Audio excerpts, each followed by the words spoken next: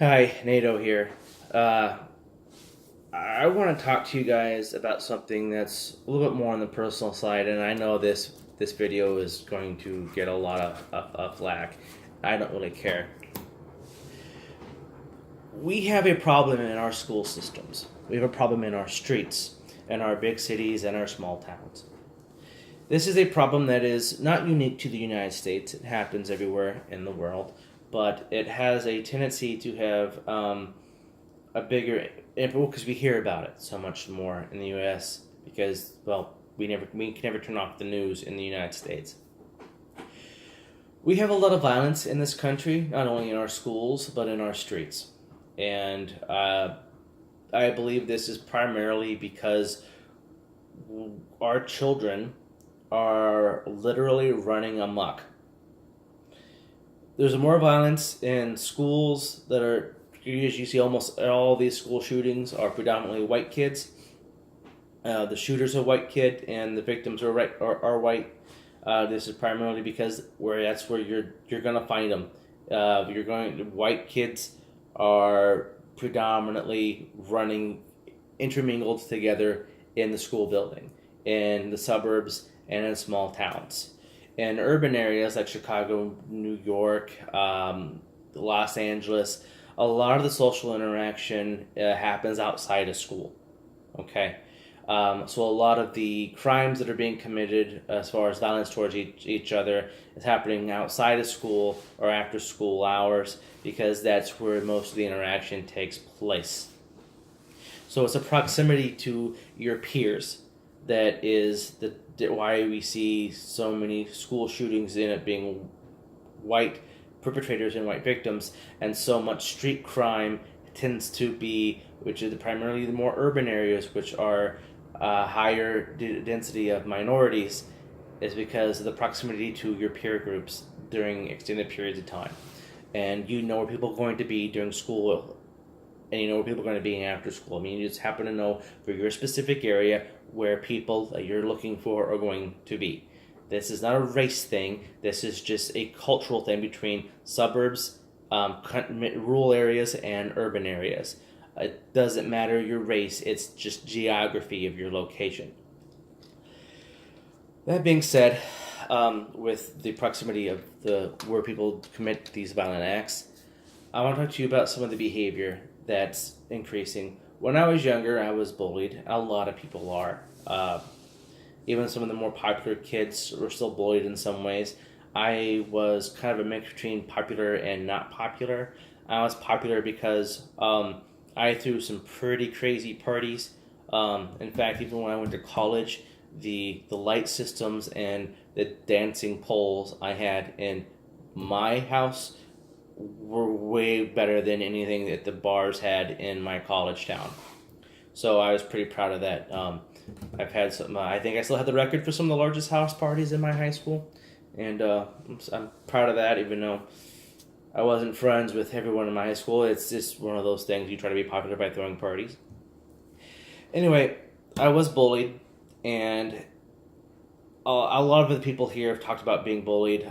Actually, one of my favorite videos, and I'll link that to the description. There's one by Barbara for you to see. She talks about being bullied and how she changed that environment with herself. Also, Megyn Kelly wrote a book. NBC's Megyn Kelly wrote a book called Settle for More. And one of her early chapters talks about her being bullied. And it was really interesting how both Barbara for you to see and Megyn Kelly dealt with bullying in practically the exact same way. But they did this in different places and different times. Megyn Kelly is in her mid-40s. She grew up in the 60s and 70s as far as high school. Barbara, for you to see, grew up in Slovenia, still within the kind of pre-massive social media days in the European Union, well, in Slovenia specifically. But today, with bullying, back when I was younger and with the other two, but when you went home, you got away from it. You weren't constantly harassed. You got to go away. You had a break from it. Today, we don't. Kids don't get a break. A lot of the suicides that you're seeing, I know, well, it's suicide because of, they're tormenting gay students. No, it's not just a gay straight thing. It's not. And if you keep saying, oh, they committed suicide, they must have harassed that person because they were gay. No, it's not because you're gay. It might be because you're taller or you're shorter.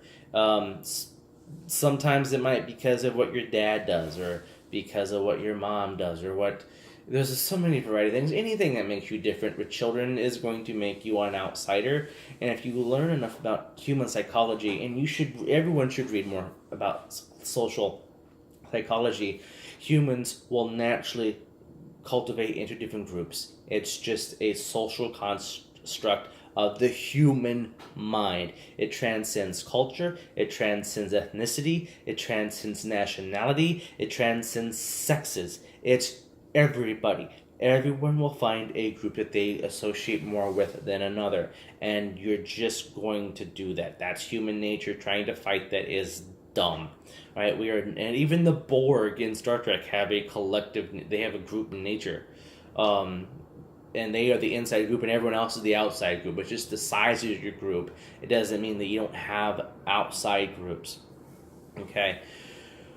So with social media, you're having children that are never being let up on, not for a moment.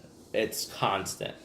The only thing I'm going to talk about with the Florida shooter is that he was mocked about, oh, you're probably going to be the school shooter. Everyone, and this was reported multiple times, and it was confirmed. This is one of the things that was confirmed, that he was consistently mocked. Well, we joking. Yeah, if it was gonna be the school shooter, it's gonna be Nick. Nick will be the guy. He'll totally be the guy.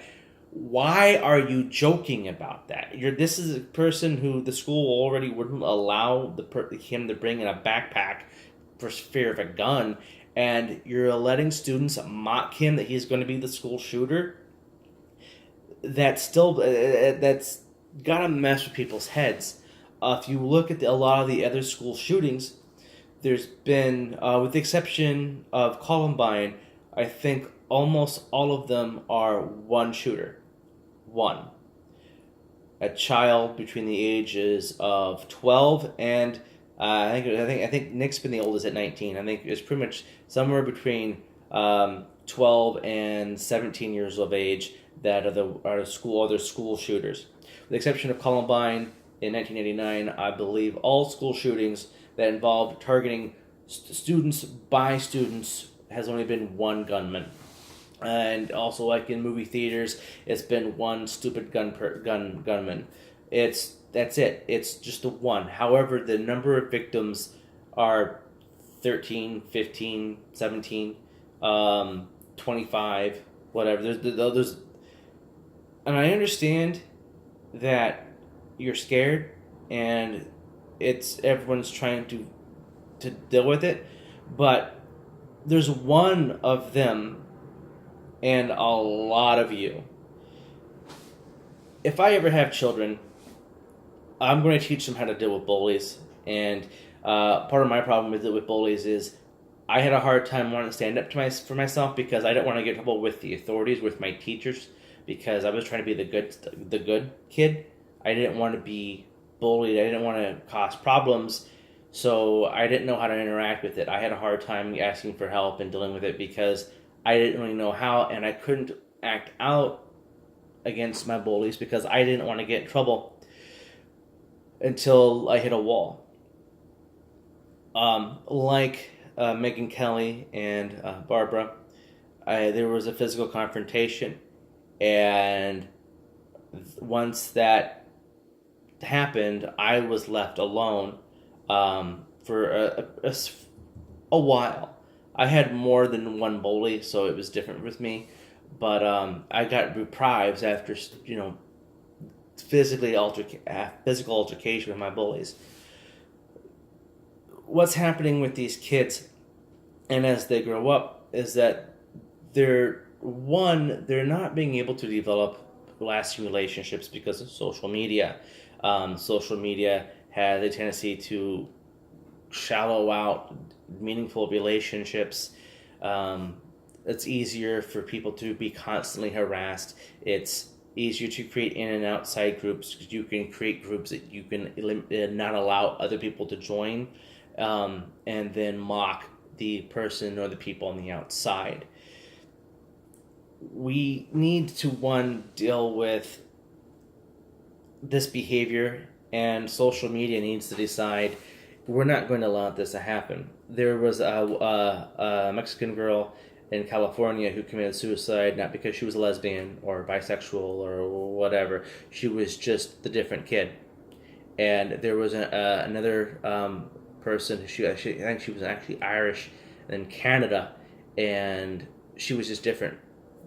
It wasn't a ethnic thing. It was just she was the one who was awkward. So she was the one who was tormented, and she committed suicide.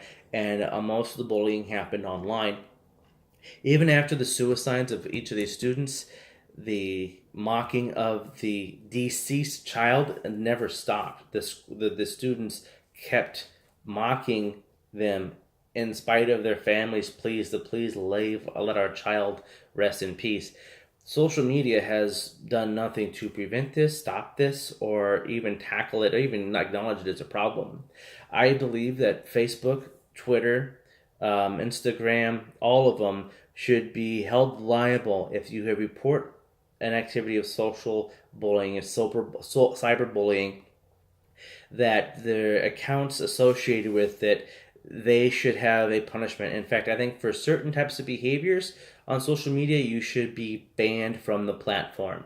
I think if you were a bully, or someone who is considered to be an aggressive cyber bullier, you should be banned from social media because kids aren't adjusting well emotionally. They are not really learning how to deal with their feelings very well. They're emotionally distraught. And I don't care if you say, "Well, back when I was younger," the world is so different now from the time when I was in high school that I don't care if you are the cool mom or cool dad. Your child is dealing with things that you have never begun to comprehend. Okay, so we need to address this behavior by children, and we need to start addressing the emotional health, the mental health of these children, because they're growing up and not being able to be well adjusted. They're not able to deal with their emotions. The reporter and the cameraman that was shot a couple of years ago by a former employee at a news station, the disgruntled former employee had a breakdown. He snapped, but because they're not able to deal with their emotions, and we don't talk about this at all with people. What allowed me to be so much different with this is that I had, even though I only had a few friends, I did have three specific people that were friends of mine, and whenever I'd just be really angry or sad, I would just try to really concentrate on those three relationships to a fault, because since they were the only people I really had to talk to, I would drive them nuts.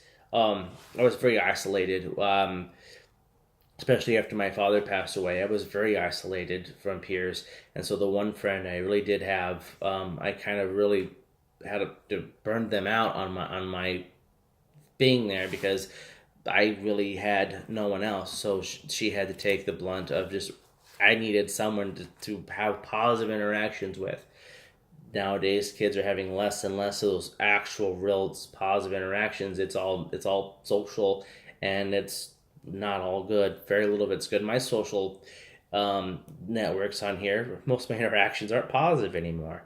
They're all have some negative aspect to them, and so I'm just trying to warn. Video is probably more for the parents than it is for the students, that we need to address this type of behavior, because it's not about guns. You can make any type of gun legislation you want. Guns are stolen all the time from legal owners. In fact, all these school shootings have been the parents' guns. I think almost all of them have been the parents' guns.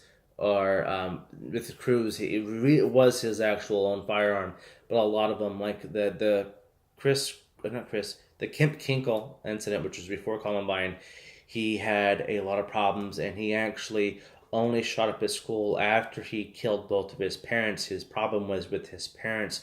He was unable to deal with his emotional differences and problems with his parents. And that became a tipping point. We have to learn how to deal with this stuff. People have different things mentally that cause problems, and those types of problems are increasing by a lot. It's not, 1 in 100; it's 1 in 45 people who are dealing with different types of mental differences in cognitive reasoning and ability. And these are teenagers. The reason why we moved the drinking age from the age of 18 to 21 is because the frontal lobe of the cerebral cortex is still developing through this time period. And that's why sometimes thinking is and reasoning isn't the best in teenagers, because they are impulsive by nature. That's just their behavior. And we are missing it. We are really, really badly addressing these issues. Yeah, people say, well, you can't see everything's mental issue. These terrorists, these other terrorists, these people are also mentally ill. Okay, it's, oh, they're Muslim terrorists. No, these are mentally ill people who are having religion being the tool in which they are being mentally corrupted um, to do these really stupid things by sociopaths. There's a really good movie about this produced by the BBC. It's called Brits. It deals with a Pakistani family, specifically a Pakistani girl in London who is secular and not religious at all, but deals with a continuing restrictive ideology from her non-Muslim peers and her Muslim peers, so she's kind of pushed between both sides. Her parents don't approve of her Western cultural attributes, and they try to force her into an arranged marriage, which happens a lot. And then they force her back to Pakistan. Things just go from worse to even more destructive, and then it goes through the process of radicalization to where she herself, who was once a secular person, saying this radical behavior is not helping us, to becoming a suicide bomber herself. It's a fictional story, but the process is very, very articulate, and this is what is happening. These are young people who are not being taught how to deal with emotions properly. They're being taught the only thing they understand is anger and frustration, and they want to lash out violently. That's the problem. As far as dealing with shooters, we have two options. We can, one, arm schools. There are some schools in the country that are armed, and you know what? That's great. I guess it works. Whatever works for you. But what I want my kids to do, I would want my kids to be able to fight back. I would tell my kids to think about it, and I would work with them. But there are ways that if you had, even if it's just you by yourself versus a gunman, inside of a room, the way the door has to swing open, stand behind with the door would swing open too. You use the door partially as a shield, and when the barrel comes in, grab it from underneath, push it, and try to engage with the shooter. Try to get your peers to rally behind you. There's in Columbine, they literally walked around shooting people while they were just ducking and covering. They weren't moving; they just hid there. And it wasn't until several other students decided, why just be sitting ducks, and they rushed the two assailants and put a stop to the shooting.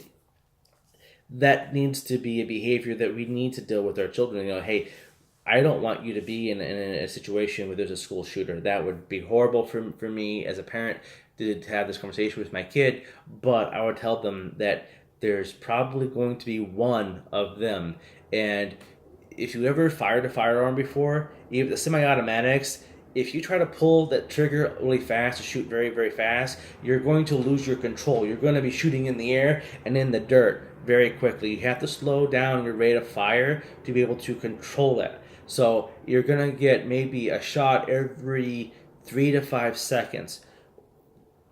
And especially if they're really angry and just trying to spray, they're going to be all over the place.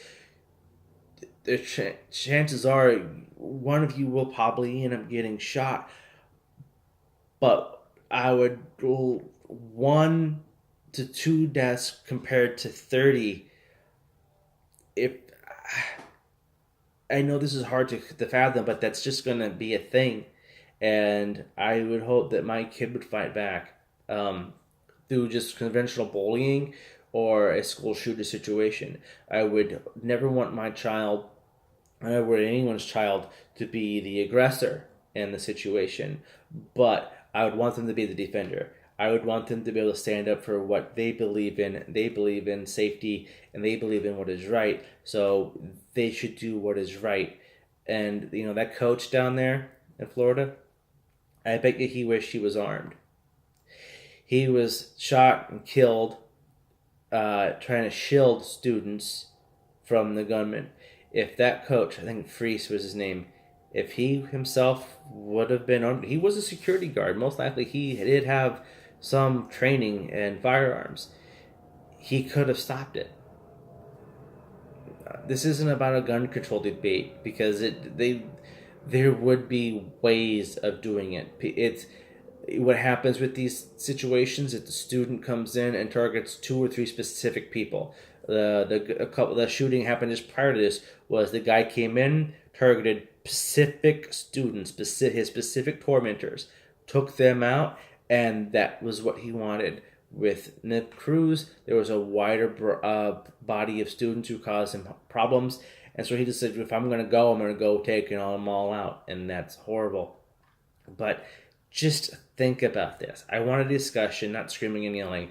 This is a really important and very serious conversation we need to have with all of our children about dealing with emotional stress, dealing with anger, frustration, and communicating with their peers and with other adults. And quit this, we need better gun control bull stuff because, no, they're in countries, the cities in this country with the highest gun control laws are the most gun prolific and violence. Places where there's very little gun crime, there's a gun control and restrictions, the percentage of crime with firearms is way lower. There's a gazillion statistics that show this. This because you want to use the whole country as your body doesn't mean that it's accurate. That's the problem with statistics. It's about your sample location and your sample size. You gotta break it down into the areas that are high violence in crime and low violence in gun crime, and then why is that? The freaking Cold War was fought over deterrence with, we have more nukes than you do. We have more nukes than you do. That is the same type of deterrence that works in small scales. I've been held up at gunpoint 4 times. And you know what? I was able to ward them off with my own firepower. And it wasn't fun. I'm not going to talk much about that because it wasn't a pleasant experience any of the 4 times. But talk to people about this. This isn't a rhetorical gun control now because it's not going to help. You're not going to get the gun control you think you're wanting to get. And predominantly most of the school shootings and most of the mass shootings aren't using they're not actually using AR-15s. The AR-15 is there, but it is very rarely used. If it is used, it's only used for maybe a few rounds before they go to the pistols. And there's so many guns in the United States, you're never going to get them all. You're never going to. It's never going to happen. And so you need to address on other ways of dealing with gun violence, which is, one, you get people out there who know what they're doing with firearms in the position to defend people who don't have a firearm or really shouldn't be having them because they're children. Again, young kids shouldn't have to deal with this, but it's just a factor of life. Sorry, this is a way long video and I'm really sorry, but this was an important topic and I hope you all have a good week. Until next time, peace out.